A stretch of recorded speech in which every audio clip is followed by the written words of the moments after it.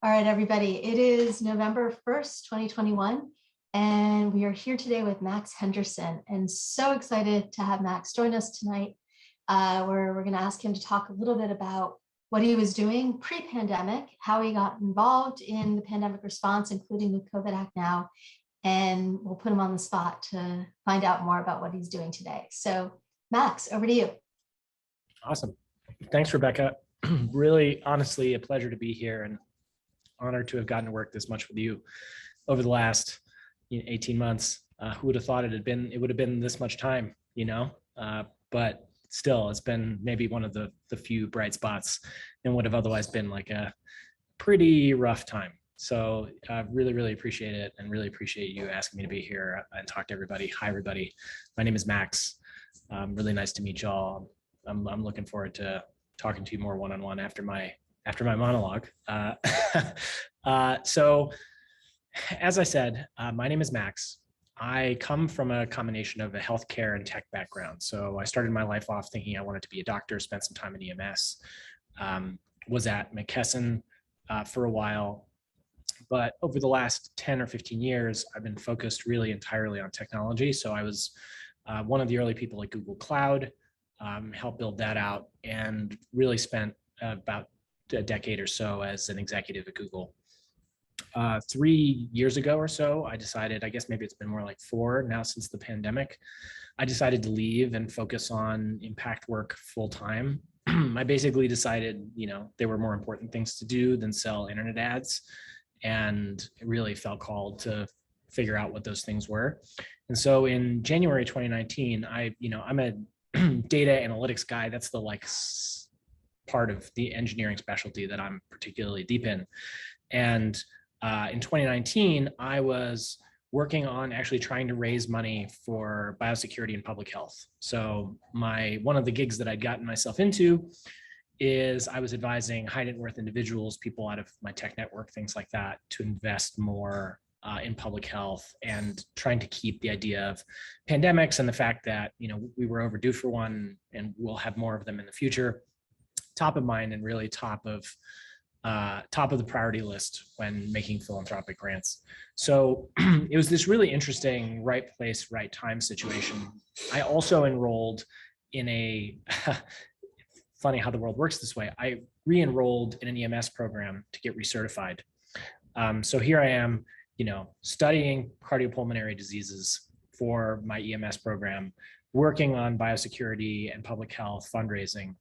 And this disease, this new coronavirus in China comes across, and I get super interested in it from a variety of different fronts. This would be interesting for my class. This would be interesting for the fundraising that I'm doing.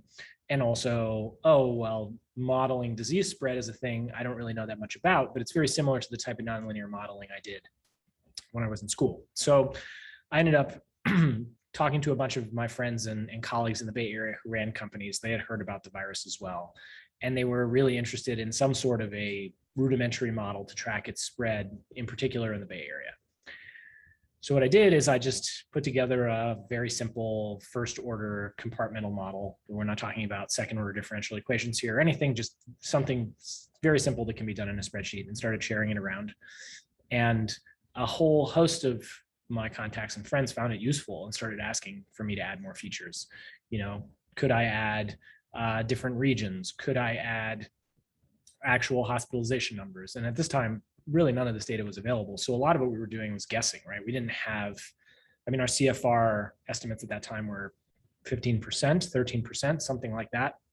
And a lot of the work I was doing was trying to guess, just trying to make decisions under uncertainty. What are these key epidemiological variables at all? And how can we think about how fast the disease is going to spread and how many people it's going to impact in the Bay Area? So really the fateful moment came when a friend of a friend who's a legislator in Alaska reached out to me and said, hey, in Alaska, we don't have anything. We're relying on external experts to help us understand what this crisis is going to mean for us. Can you create one of these models for the state of Alaska? If it's anywhere near as, I don't know if you folks have heard of Flu Surge, but it's basically a spreadsheet that CDC puts out every year to track flu. And if it could be even somewhat like flu surge, that would be great. So I started putting together this thing for them, and somebody came up with the idea of just doing one for every state, since the data we were pulling was coming mostly from the same sources. So we took the thing and we put it online, and within 24 hours, 15 million people came to the website. Andy Slavitt and a couple other folks tweeted about it. And really, as sometimes happens in life, when you're in the right place at the right time, it's just you're responding to need rather than anything else. So basically, every governor's office in the country reached out. The U.S. military reached out, and it was really, I think, when the military reached out, and we published our first version of this thing in mid-March or so, right before shutdown orders happened. There were really two things that were like, oh my gosh, this is really real. We need to keep doing this. The first is there were a variety of different states and counties that literally just copied and pasted our graphs and slapped them into their shutdown orders. The one that comes to mind right now is Houston County in Texas, but there were a whole host of them. And the second was when the US military called and said, we don't have ground truth for this thing. We need to know where to build emergency hospitals. And, can you give us a list, given that it takes us 3 weeks to build a hospital? Where are the bed shortfalls going to be the highest? Where can we save the most lives? And I think that was the moment where I was like, well, holy crap. I guess it's time to not sleep for as many days as it takes in order to help solve these problems. And so we just kept responding to need. We ended up working really closely with Hawaii, Nevada. Even a big portion of Nevada's shutdown and reopening plan was written by us. And it was just so interesting to see the way that decisions were really made at that time when we knew so little and we had to react so quickly, and we had like no muscle memory for how to do something like this, right? And Rebecca, I think that's when you and I first got connected. Do you happen to remember exactly when that was, time-wise? I think it was sometime in March, because we looked at this tool and we're like, this is amazing. And then we, looked behind at the model. We're like, this isn't how we could build an epidemiologic model, but okay. And so I think it was I think late March when we got connected. But I was gonna jump in to say, can you tell us, like, you keep saying we, you put together this group of I think almost all volunteers from like amazing backgrounds who just kind of like dropped everything wherever they happened to be. Yeah, it was. So they were all volunteers. Now the team there's about 15 or 20 people who are paid. The core sort of scientific and engineering teams, but still the vast majority of people are volunteers. Myself, all of the other leadership of the organization have been all volunteer from the very beginning. At first it was really just me, and there was a mailing list that I was maintaining, and it was all just me. That was probably in sort of mid-February. In March, I got connected. It's so far, these founding stories are always so dramatic. So I got connected to two people who had some free time and might want to help me build some of the web aspects of this tool. I would still do all the modeling and they would do the website. And I talked to each of them individually, and they both got really excited about it. And so I was like, hey, you guys should talk to each other, because I could really use both of you. And so the two of them talked to each other, and they talked each other out of it. So they both called me afterwards and were like, now that we've talked to each other, we don't think this is a good idea anymore. And we're both out. And I managed to save one of them. His name is Igor. He ended up becoming my co-founder in this whole thing. And he's the one who, he and I slapped together the first model and the first website. And we then started picking up what I lovingly refer to as the bat phone and calling really all of our friends who might be able to make some free time. Said like, look, this is like a real world crisis. If you can, you need to drop everything, like take a month off work, cash in all your PTO. If you're between jobs, like just come work here full time. We had one guy who was his company was going through an acquisition, and he was like the lead engineer for one of like the key aspects of the thing. And he would just disappear for days at a time and go do what he needed to do to get his company acquired, and then would come back and work on stuff for us, and would just magically rewrite stuff. So we'd come back and like the website would look totally different. He just did it in this, he stayed up all night and did it. And so it was really like, it was that kind of, chaos. Every time we would update the model, we had to run it by hand, and we had to run it by hand for every territory. So we had, 50 plus territories that we would run it. And literally I would run one half of it, and then Igor would be on the phone and he'd run the other half of it. And then we'd look at the output, make sure it was right. And then we'd upload it. And we'd do that every 2 days. It would take us like 3 or 4 hours to do. It was very kind of, flying by the seat of our pants sort of operation. And then once we put the thing online and lots of people saw it, the pouring in of support was just like overwhelming. Within, we probably were 4 or 5 people when we went live with the thing. And within, I don't know, a week's time, probably 500 people reached out to volunteer. And at one point the team was about 100 people, and we ended up having to downsize the team purely because we just couldn't handle the management overhead of having so many volunteers. But the list of alumni, like the number of people who ended up participating in this thing in some way or the other, whether it was contributing design or answering an email from a customer, quote unquote, who had a question. One of these other things, I mean, the list has to be probably 250 people long.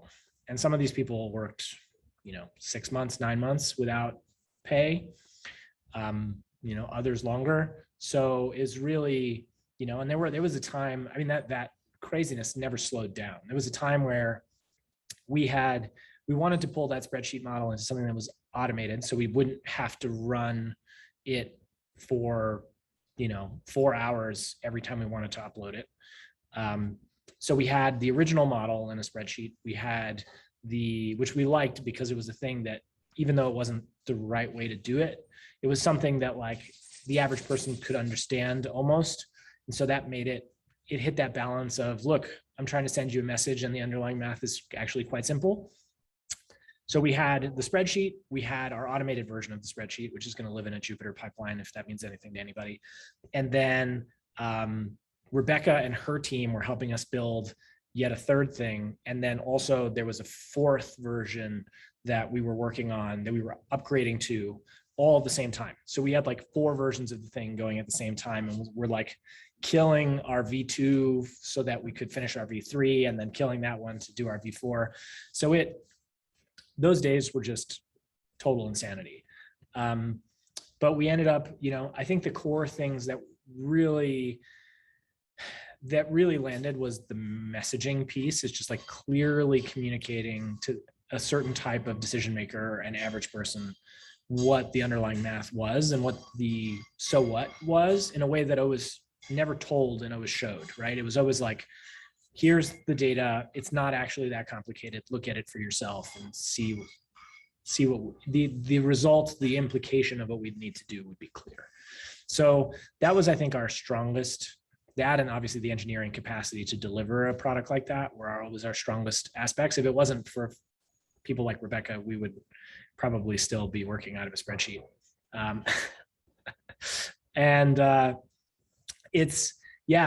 The product itself evolved quite a bit over time. So the original product was, I mean, you could call it a compartmental epidemiological model, but it was actually quite a bit more simple than that. It was, people need to understand what nonlinear growth looks like.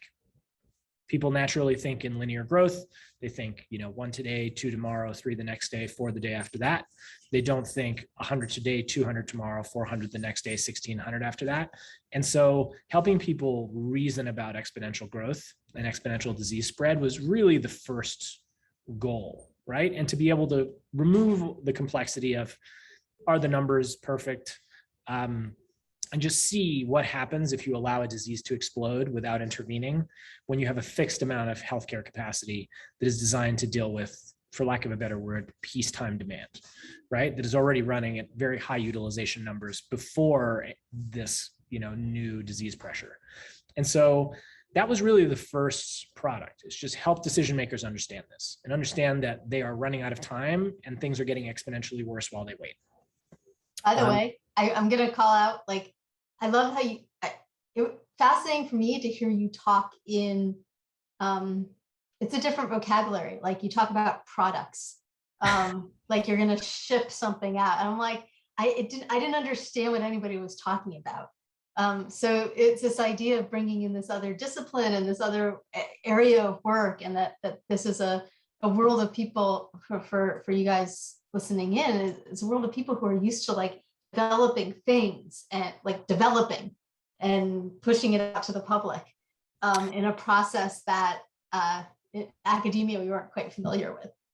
Yeah, definitely. We have one of the things that we are very strong on, epidemiology not being one of them, is, or at the time we were not very good at, and we needed people like Rebecca to help us do the right things, is just product delivery, right? I mean, we come from an industry where there's a process around this, and the expectation is that the product that you're shipping is going to be used by billions of people probably every day.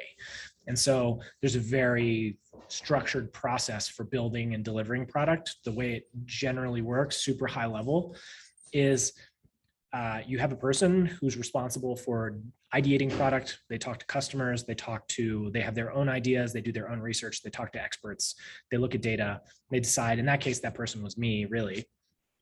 They decide what are the requirements of this product, what is it going to have, how is it going to work, and they write what's called a product requirements document. So this is a one-page, usually, but can be longer document that basically outlines exactly what is to be built, right? So if we were talking about cars, it tries to be as specific and general as necessary to achieve the goal. So if we're talking about cars, we say something like, oh, well, it's got to transport 4 or 5 people. It's got to cost less than $1 or $2 a mile to run. It's got to have an accident or a risk profile that is below some threshold in order to get people to use it. It needs to last for X amount of time, and it needs to cost less than Y dollars. And then that you then give to an engineer, and the engineer looks at it and says, well, do we make it a hovercraft? Like, how reliable will that be? Maybe we'll put wheels on it. Can we do 3? Maybe we'll do 4. So their responsibility is to meet the requirements that you set. And obviously, oftentimes that's an iterative process. And then from that point on, you have part of the intrinsic to this whole process is a design organization that sits with you through every stage. So they start thinking about what's it going to look like, how are people going to interact with it, so on. And then those 3 groups come together, they make a decision about what's going to get built, and then that thing gets built on some sort of cycle, which in typical software world is somewhere between a week and a month. So every week and a month, you're building a new thing. And usually, I mean, these PRDs can be, the size can be like an entirely new product, or they can be a new feature. Like in our world, every time we would introduce a new metric, whether it be test positivity rate or a prevalence metric or something like that, that would be a PRD. We would talk about who's going to consume it, what decisions are they going to make based on it, what questions are they trying to answer, how are we going to present it, what are the various different ways we could calculate it, what are the pros and cons of those various different ways. And then the engineers would go out and find the data, figure out how to do the calculation. The design team would mock up how it would look. We would come together, decide we were going to do it. And then like 3 or 4 days later, we would ship it. And we even have a little channel in our Slack called Shipped It, where every time a new release goes out, it automatically notifies the Slack channel that we pushed a new thing, and then everybody celebrates, So that's our discipline. Our discipline is like just making stuff as fast as possible and doing it in a way that is structured enough that a big team can collaborate on it, and that we have good first principles thinking for why we're doing what we're doing, so that we can change it later if we make a mistake. And God knows we made so many. So Rebecca, I know you had to read a couple of these PRDs. I remember the metrics for contact tracing was a particularly difficult one. But yeah, that's the way, so it was really the biggest honor was being able to apply these skills to something that mattered as much as the stuff did. It had never, given that this is our bread and butter, it had never really crossed our minds that this sort of skill set would be so useful for this kind of problem. And that just the ability to have had, to been able to help at all. I say a lot of times, I think it almost did more good for me than I did for it, in the sense that I'm the kind of person that if I had just been sitting with like twiddling my thumbs, watching, the world burn potentially, it would have killed me. And so being able to stay busy and being able to feel like I was having an impact, being able to apply my skills in a way that added value was a huge honor, and probably super psychologically protective, honestly.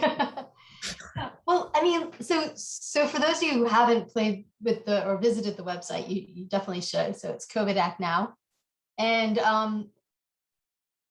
tell us about what now, right? So it's still up. You can go, you can pull down your county, you can find out what your current rates are for vaccination, for positivity rates. But what do you see as like kind of the future of this site and for the team that you've been able to assemble? Yeah, it's a great question. There's a bunch of parallel questions there. So one is, what's next for the team? And the team does want to keep working together. It's coalesced around a team of about 35 or 40 people, of which about 20 are paid and 20 are unpaid. The team definitely wants to keep working together. Obviously, we are committed to maintaining CovidActNow for as long as the data is available and anyone finds it useful. So, when Delta sprung up, our user, like our website views went to all-time highs. And so really we were expecting a world in which things were going to taper off. But one of the things that we tried to do from the very beginning is plan for longevity. So hire a full-time team, raise the necessary money to be sure that we were going to be available for as long as we were needed. So the website at a foundational level is going to keep running forever. And when we stop maintaining it, we've already all agreed that we're just going to pay whatever it costs to keep it up forever, so that the data and the APIs and things like that will be accessible, even though they won't be updated, for as long as they need to be accessible for researchers and whoever else might want access to the data.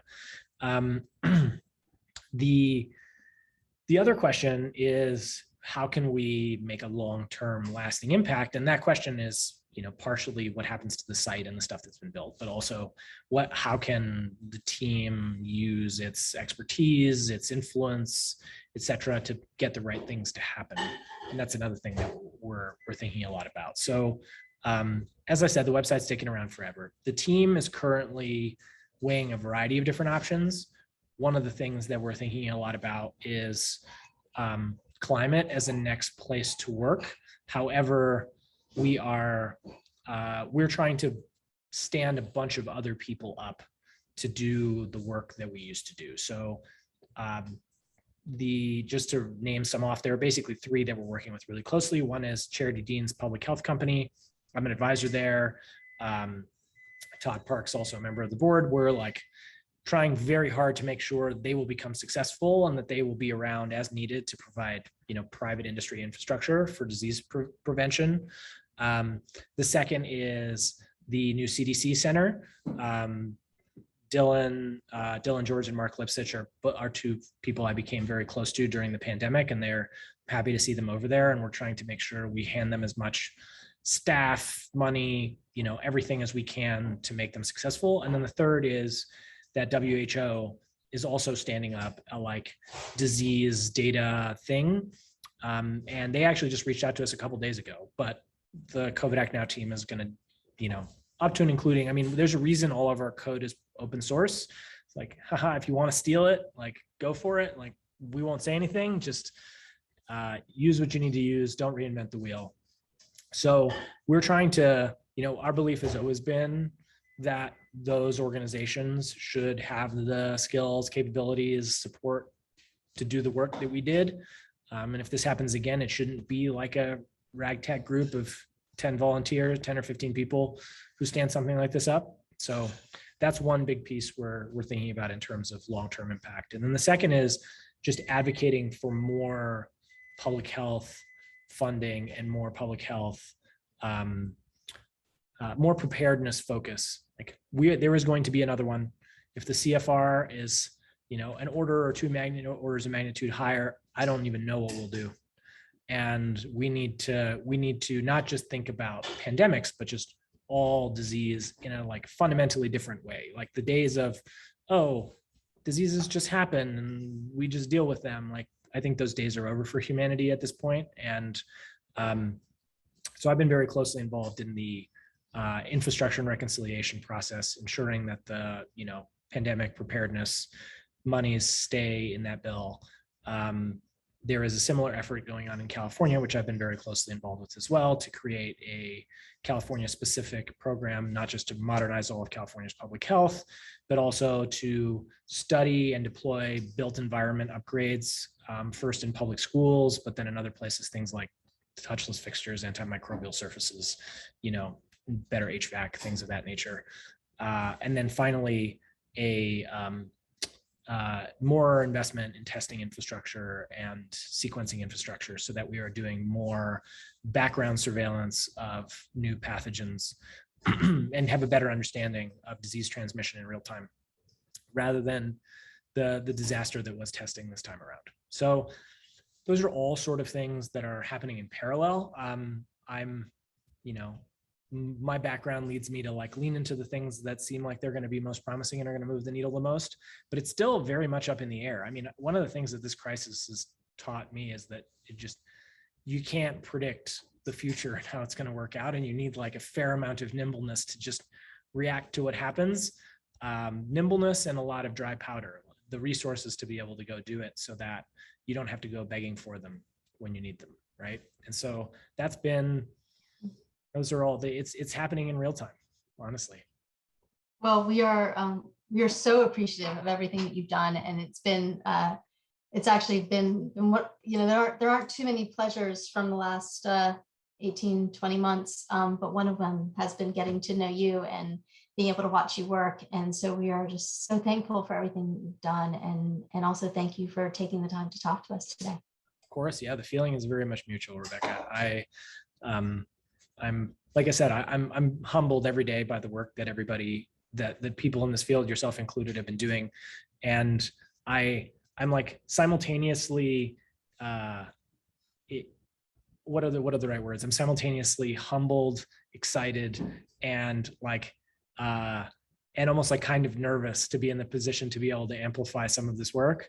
I just want the right things to happen. And I pinch myself a lot of the times just to check that it's real, that somehow I've been, catapulted into this position, certainly through a lot of hard work, but also standing on the shoulders of giants and really just helping communicate things that, are the great work of others. So, it's been the last 18 months have been just this weird combination of super high highs and super low lows, and lots of exhaustion and lots of galvanization all together. It's definitely, it's going to take a little while to just process everything that's happened. I don't feel every month I'm oh, next month I'll just, things will calm down and I'll just integrate all the work that's been done. But it's not like that. It just keeps going all the time. So yeah, absolutely. Feeling is super mutual.